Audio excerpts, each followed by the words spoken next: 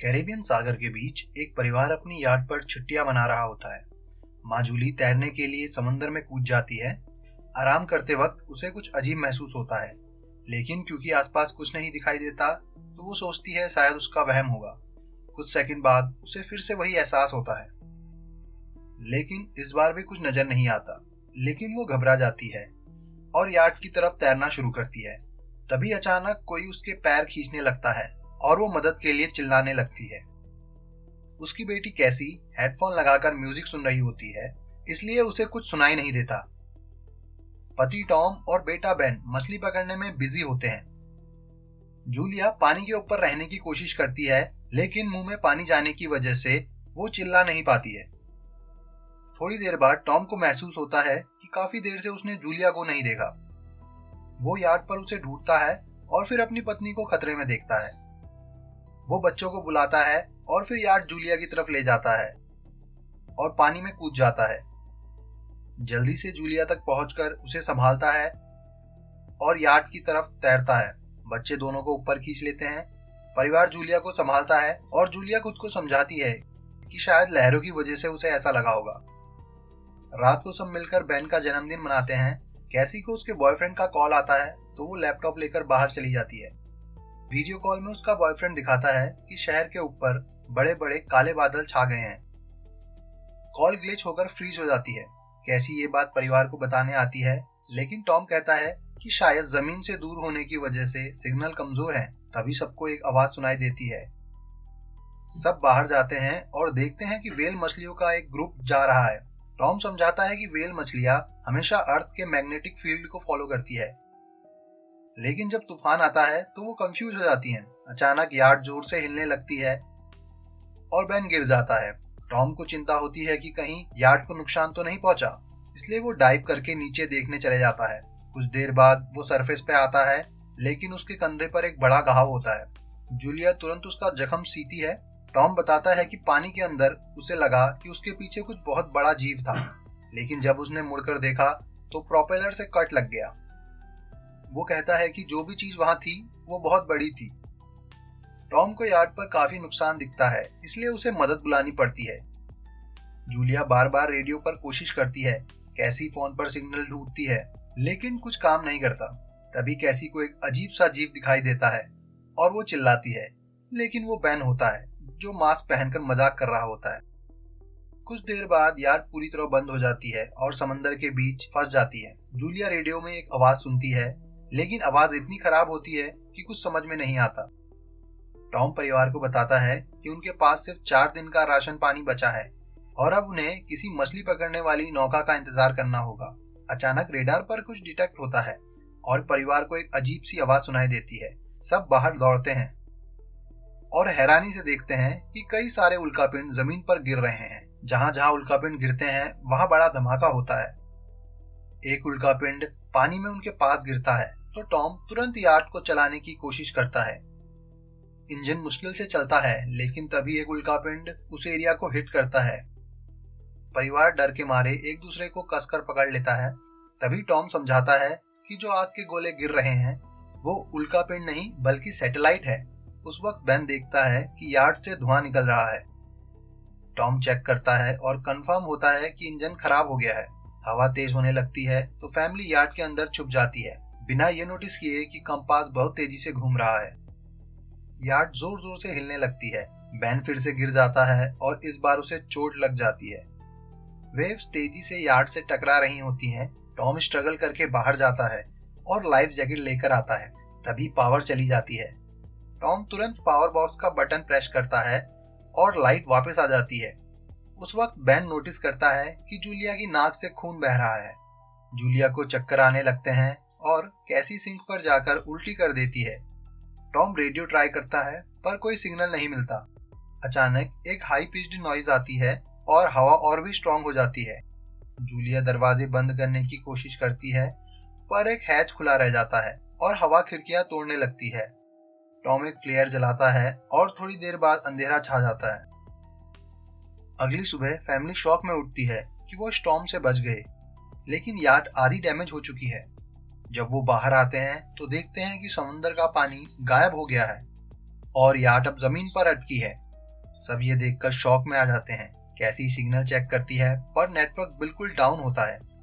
Ben दो मरे हुए क्रैब्स से खेलने लगता है। टॉम कंपास चेक करता है और देखता है कि वो उल्टा हो गया है। ये आखिरी बार 7 लाख साल पहले हुआ था। कैसी को लगता है कि शायद उसका बॉयफ्रेंड मर गया होगा और वो टूट जाती है। जब जूलिया उसे समझाने आती है तो कैसी उसे दूर कर देती है। जूलिया और टॉम बची हुई सप्लाई देखते हैं। बेन अपने बर्थडे बैलून्स एक पत्थर से बांध देता है ताकि शायद कोई बचा हुआ सर्वाइवर उसे देख ले। टॉम फिर रेडियो ट्राई करता है और इस बार एक आदमी से कनेक्शन हो जाता है। उसका नाम नाउ होता है और वो एक सबमरीन का कैप्टन होता है। उसकी सबमरीन भी लैंड पर अटक गई है।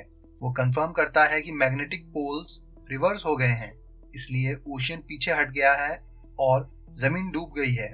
वो कहता है कि उसने अब तक और सर्वाइवर नहीं देखे और कम्युनिकेशन सिस्टम बिल्कुल डाउन हो गए हैं। वो ये भी कहता है कि पोल्स फिर से रिवर्स होंगे और शायद एक हफ्ते में समंदर वापस आ जाए। वो फैमिली को वार्न करता है कि जितना हो सके ऊंची जगहों पे चढ़ जाओ, क्योंकि जब पानी वापस आएगा तो बहुत खतरनाक होगा। वो बोलता है कि उसका पार्टनर क्रैश में मारा गया और सबमरीन में बस 3 लोगों की जगह है। जूलिया और टॉम उससे कहते हैं कि प्लीज हमारे बच्चों को बचा लो। वो उन्हें अपने कोऑर्डिनेट्स देता है। टॉम कैलकुलेट करता है कि सबमरीन तक पहुंचने में 2-3 दिन लगेंगे। वो फैमिली से कहता है कि आज रात अच्छे से आराम कर लो, कल सुबह निकलेंगे। अगली सुबह फैमिली सामान पैक कर रही होती है। तभी टॉम को पास में कुछ हिलता हुआ दिखता है। वो एक लंगड़ा आदमी होता है जिसके हाथ में हार्पून होती है और साथ में एक कुत्ता लगातार भौंक रहा होता है। टॉम उसके पास जाता है और उसे पानी की बोतल देता है, लेकिन वो आदमी कुछ ऐसी भाषा में बोलता है जो टॉम को समझ नहीं आती। पानी पीने के बाद वो आदमी अचानक से टॉम के सर पर बोतल मार देता है और चेहरे पर जोर का लात मार देता है। जूलिया डर के मारे भागती है, लेकिन जब तक वो वहां पहुंचती तब तक बहुत देर हो चुकी थी। वो आदमी टॉम के पेट में हार्पून घुसा चुका होता है। टॉम कुछ पल तक तड़पता है और फिर वो आदमी उसकी गर्दन काट देता है। फिर वो आदमी जूलिया के पीछे भागता है और उस पर हार्पून फेंक देता है, जिससे उसके कंधे में चोट आ जाती है। जूलिया दर्द सहते हुए यार्ड के अंदर भागती है और बच्चों को छुपने के लिए बोलती है। वो दरवाजा लॉक कर देती है। कैसी और बेन सोफा के अंदर घुस जाते हैं। जूलिया उन्हें फ्लेयर गन पकड़ाती है और खुद एक चाकू लेकर बाथरूम में छुप जाती है। वो आदमी दरवाजे पे जोर जोर से धक्का मारता है और आखिर में अंदर घुस जाता है। पहले वो थोड़ा खाना उठाता है और फिर यार्ड में इधर उधर ढूंढने लगता है। फिर बाथरूम की तरफ जाता है, लेकिन जूलिया समझदारी से एक छोटे छेद से बाहर निकल जाती है। वो आदमी सोचता है कि जूलिया भाग गई, लेकिन जैसे ही वो धीरे से निकलने लगती है, उसका कुत्ता उसे देख लेता है और भौंकने लगता है। कुत्ता उस पर झपटता है तो जूलिया उसे चाकू से मार देती है। कुत्ते की चीख सुनकर वो आदमी बाहर आता है और अपने कुत्ते की लाश देखकर आग बबूला हो जाता है। इसी बीच जूलिया यार्ड की दूसरी साइड से अंदर जाने की कोशिश करती है। वो ऊपर चढ़कर टूटी हुई खिड़की से अंदर घुसने लगती है, लेकिन वो आदमी पहले ही वहां पहुंच जाता है। वो उसे पकड़कर जोर से मुक्का मारता है, जिससे वो नीचे गिर जाती है। जूलिया फर्नीचर पकड़कर बचने की कोशिश करती है, लेकिन वो आदमी उसे लात मारकर दूर फेंक देता है। फिर वो उसकी कलाई पर पैर रख देता है ताकि वो चाकू छोड़ दे और फिर उसके बाल पकड़कर उसका चेहरा जमीन पर मार देता है और सोफे पर फेंक कर उसका गला दबाने लगता है। बच्चे ये सब कुछ देख रहे होते हैं। सीजर बाहर निकलकर एक फ्लेयर गन चलाती है जो सीधा उस आदमी को लगती है। वो जल उठता है और यार्ड में आग फैलने लगती है। बच्चे तुरंत भाग जाते हैं, लेकिन जूलिया वापस आती है। वो उस आदमी को एक किक मारकर गिराती है, मैप और बैग उठाती है और वहां से भाग जाती है। बेन और कैसी अपने पापा के पास जाकर रोने लगते हैं। जूलिया भी उनके साथ बैठ जाती है और तीनों मिलकर आंसुओं के साथ टॉम को आखिरी अलविदा कहते हैं। तभी वो डरावना आदमी फिर से यार्ड के बाहर निकल आता है, तो फैमिली डर कर भागने लगती है। कुछ ही देर में यार्ड में एक बड़ा धमाका होता है और यार्ड उड़ जाती है। थोड़ी दूर चलने के बाद वो लोग एक छोटे से झरने के पास रुकते हैं ताकि थोड़ा आराम कर सके। कैसी सोचती है कि शायद वो पागल आदमी उनके पास गुब्बारे देखकर आया होगा। ये सुनकर बेन खुद को दोषी मानने लगता है। जूलिया उसे समझाती है कि इसमें उसकी कोई गलती नहीं और सबको आगे बढ़ने को कहती है, क्योंकि वो आदमी अभी भी उनके पीछे आ रहा था। रास्ते में एक छोटे तालाब के पास बेन एक मरी हुई हैमरहेड शार्क देखकर हैरान हो जाता है। तभी जूलिया नोटिस करती है वो आदमी फिर उनके करीब पहुंचने वाला है। सब लोग दौड़ पड़ते हैं और एक रेत के टीले से नीचे गिर जाते हैं। यहाँ उन्हें जहरीला कचरा दिखाई देता है। फैमिली सावधानी से उसे पार करने लगती है और उन्हें लगता है कि उन्होंने उस आदमी से पीछा छुड़ा लिया है। चलते चलते उन्हें बड़े बड़े मरे हुए सी एनिमल्स और समंदर के नीचे जमा हुआ सारा प्लास्टिक दिखाई देता है। बेन धीरे धीरे चलने लगता है तो जूलिया समझ जाती है कि वो डिहाइड्रेशन के करीब है। वो सबको रुकने को कहती है। जब वो पानी की बोतल देखती है तो उसे झटका लगता है। बोतल में पानी लगभग खत्म हो चुका है। कैसी को एहसास होता है कि शायद उसने बोतल ठीक से बंद नहीं करी थी। जूलिया गुस्से में चिल्लाती है कि उसकी लापरवाही की वजह से पानी खत्म हो गया। कैसी जवाब देती है कि क्या फर्क पड़ता है, वैसे भी हम बचने वाले तो है नहीं। दोनों के बीच लंबी बहस होती है। फिर भी फैमिली आगे चलती रहती है। कुछ देर बाद उन्हें एक क्रैश हुआ प्लेन मिलता है। अंदर कुछ हिल रहा होता है। ये देखकर सब डर जाते हैं, लेकिन वो सिर्फ एक पक्षी होता है। फैमिली तय करती है कि वो रात इसी प्लेन में गुजारेंगे। वो थोड़ा सा स्नैक शेयर करते हैं और जूलिया को टॉम की जैकेट में एक फैमिली फोटो मिलती है, जिसे देखकर उसका दिल टूट जाता है। कैसी पूछती है, मॉम, आप और डैड की लव स्टोरी क्या थी? जूलिया मुस्कुराकर बताती है, टॉम हॉस्पिटल में मेरा पेशेंट था। फिर उसने एक दिन फूल और एक प्यारी सी कविता देकर अपना प्यार जताया था। रात के बीच कैसी प्लेन से बाहर जाती है। तभी वो डरावना आदमी उसे पीछे से पकड़ने की कोशिश करता है, लेकिन जूलिया अचानक पीछे से उस पर टूट पड़ती है और बार बार चाकू से वार करके उसे मार देती है। कैसी अपनी माँ को गले लगाकर शांत करती है। अगली सुबह उस आदमी की लाश पर कीड़े घूम रहे होते हैं। फैमिली नोटिस करती है कि उसके शरीर पर कई काटने के निशान हैं। मतलब इस एरिया में कोई खतरनाक जीव छुपा है। जैसे ही वो लोग वहां से आगे निकलते हैं, क्रैब्स उसके मुंह से बाहर निकल आते हैं। कुछ घंटों बाद जूलिया और कैसी मैप देख रही होती है, लेकिन बेन धीरे से आगे निकल जाता है। जूलिया चिल्लाती है, रुक जाओ, लेकिन बेन एक तालाब में जाकर पानी पीने लगता है। जूलिया तुरंत उसे खींचकर बाहर निकालती है और समझाती है कि अनजान पानी उसे बीमार कर सकता है। धूप बहुत तेज हो जाती है तो फैमिली अपने सिर कपड़ों से ढक लेती है। बेन को चक्कर आने लगते हैं। तभी उन्हें कुछ पुरानी कुर्सियां मिलती है। जूलिया और कैसी उनसे एक टेम्परेरी शेल्टर बनाती हैं। जूलिया बेन को इंजेक्शन लगाती है और तय करती है कि वो रात वहीं बिताएंगे। सुबह जूलिया एक अजीब सी आवाज सुनकर उठती है। बाहर जाकर देखती है तो क्रैब्स का एक झुंड उनकी तरफ आ रहा होता है। वो तुरंत बच्चों को उठाती है और तीनों भागना शुरू करते हैं। भागते भागते उन्हें एक बड़ा कार्गो शिप दिखाई देता है। वहाँ 3 क्रू मेंबर जिंदा होते हैं। एक औरत उनकी मदद करना चाहती है, लेकिन बाकी 2 आदमी मना कर देते हैं और तीनों फैमिली को बाहर छोड़कर कंटेनर लॉक करते हैं। क्रैब्स पास आ जाते हैं। जूलिया बच्चों को कंटेनर के ऊपर चढ़ाती है। वो खुद जब चढ़ने लगती है तो क्रैब्स उसके पैर को जोर से काट लेते हैं। बच्चे उसे खींचकर ऊपर चढ़ाते हैं, नहीं तो वो नीचे गिर जाती। कंटेनर के एक छेद से आधे क्रैब्स अंदर घुस जाते हैं। क्रू मेंबर्स फायरिंग शुरू करते हैं, लेकिन क्रैब्स उन पर हावी हो जाते हैं और 2 लोगों को मार डालते हैं। आखिरी आदमी छत के होल तक पहुंचता है, लेकिन क्रैब्स उसे भी नीचे खींच लेते हैं और वो भी मारा जाता है। जूलिया अपने जख्म पर पट्टी बांधती है और बेहोश हो जाती है। कुछ देर बाद जब वो उठती है तो खुद को रेत के तूफान के बीच अकेला पाती है। वो घबराकर बच्चों को ढूंढने लगती है। एक मरी हुई औरत का हथियार उठाती है और जोर जोर से चिल्लाने लगती है। कैसी उसकी आवाज सुनकर लौट आती है और बताती है कि वो और बेन मदद ढूंढने गए थे, लेकिन कोई नहीं मिला। फिर दोनों बेन से मिलते हैं, जिसे एक खुला कंटेनर मिल जाता है। वो तूफान खत्म होने तक वहीं रुकते हैं। जूलिया टॉम का लाइटर निकालती है और अपने जख्म को बंद करती है, जो उसके लिए बेहद ही दर्दनाक होता है। तूफान थमने के बाद उन्हें एक और कंटेनर मिलता है, जिसमें बहुत सारे पानी की बोतल होती है। बॉडीज चेक करते वक्त उन्हें एक रेडियो और एक गन मिलती है। जूलिया नाव से संपर्क करती है और बताती है कि मैप खो गया है।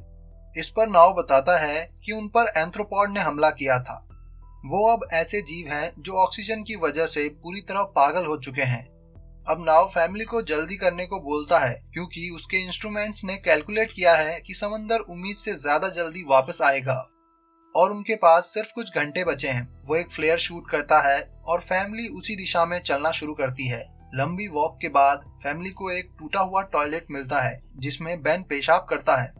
अब वो लोग आखिरकार सबमरीन को पास ही देख लेते हैं। लेकिन वहां पहुंचने के लिए उन्हें एक बड़ा चट्टानी रास्ता पार करना होगा। जैसे ही वो रास्ते से गुजरते हैं, दीवारें हिलने लगती है और पत्थर गिरने लगते हैं, जिससे एक भयानक रॉक स्लाइड हो जाता है। जूलिया तुरंत अपने बच्चों को साइड में धक्का देकर और खुद भी पीछे हट जाती है ताकि कुचली ना जाए। अब एक पत्थर की दीवार उनके बीच आ गई है। जूलिया बच्चों से कहती है कि वो उसके बिना ही आगे बढ़े, लेकिन कैसी मना करती है और जोर देती है कि उसकी माँ को चढ़ने की कोशिश करनी चाहिए। बहुत बहस होती है और चिल्लाने के बाद जूलिया वादा करती है कि वो बाद में अपने बच्चों को ढूंढ लेगी। मजबूर होकर कैसी अपने भाई को खींचकर आगे ले जाती है। बच्चे चट्टानी रास्ता चढ़कर सबमरीन की तरफ भागते हैं, लेकिन वहां पहुंचकर देखते हैं कि नाव बाहर खून में लथपथ पड़ा है। वो समझाता है कि उसके लिए सब खत्म हो गया है और अब बच्चे सबमरीन ले सकते हैं। ये सोचकर कि एक एक्स्ट्रा जगह होगी, कैसी वापस अपनी माँ को ढूंढने भागती है।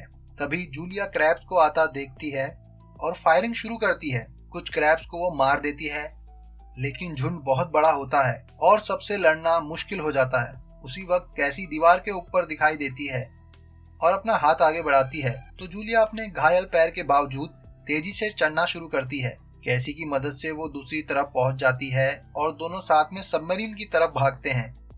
बेन पहले से ही ऊपर खड़ा होता है और फायर शुरू कर देता है ताकि क्रैब्स डिस्टर्ब रहें जब तक फैमिली ऊपर न चढ़ जाए। क्रैब्स नाव के शरीर तक पहुंचते ही तुरंत उसे खाने लगते हैं।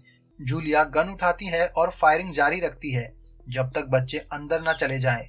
जब वो सुरक्षित हो जाते हैं, जूलिया समझती है कि गोलियां खत्म हो गई है और वो गन क्रैब्स पर फेंक देती है और अपने बच्चों के साथ अंदर चली जाती है। फैमिली हैच को अच्छे से लॉक करती हैं और खिड़की से क्रैब्स को सबमरीन के चारों तरफ देखती हैं। उसी वक्त समंदर वापस आ जाता है और तीनों तुरंत अपनी सीट पर बैठकर बेल्ट पहन लेते हैं और एक दूसरे का हाथ पकड़ लेते हैं। तेज लहरें सबमरीन को जोर जोर से इधर उधर फेंकती हैं, जिससे जूलिया को पूरी जर्नी के विजन दिखने लगते हैं और कैसी उल्टी कर देती है। जल्द ही वो हाई पिच आवाज वापस आती है और फैमिली बेहोश हो जाती है। कुछ देर बाद जूलिया और बच्चे होश में आते हैं और खुद को जिंदा देखकर खुश होते हैं। वो हैच अनलॉक करके बाहर निकलते हैं और देखते हैं कि लहरों ने सबमरीन को एक तबाह शहर में गिरा दिया है। यानी अब जिंदा रहने और नया जीवन शुरू करने की उम्मीद है। और यहीं पर यह फिल्म खत्म हो जाती है। यहाँ तक देखने के लिए thank you, tata, bye bye.